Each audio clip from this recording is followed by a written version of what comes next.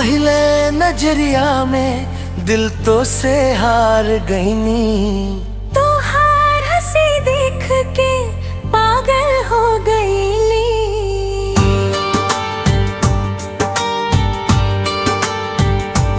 हमरो हाल बा कुछ ही तरह हो गईले। तोरे बिना जिंदगी अधूरा हो गईले। तोहरे बिना लागे ना दिले राजा जी। तोहरा से जुड़ल बा हमार हर खुशी।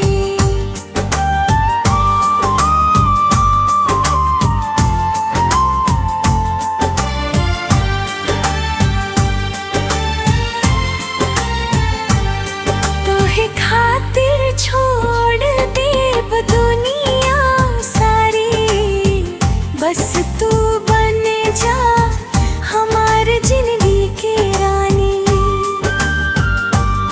तोहर आँखियन में देखी हम सपना, तोहरे संग जीते के पाब अपना।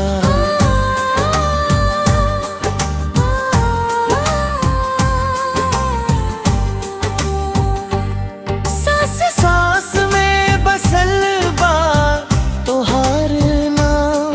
तोहरे बिना सुना लागे हर एक शाम। जब तू पास रहेला दुनिया खुशनुमा लागे। तोहरे दूर जाते ही दिल रोवे लागे।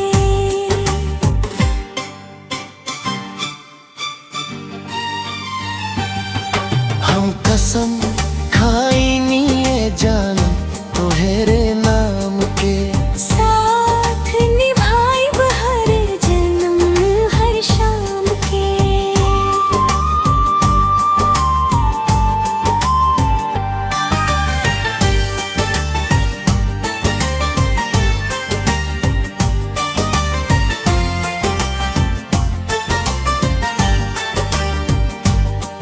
तोहरे बिना लागे ना दिले साजन हो।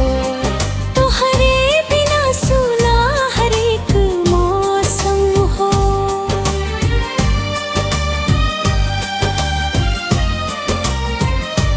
तोहरा संग लिखब हम प्यार के कहानी।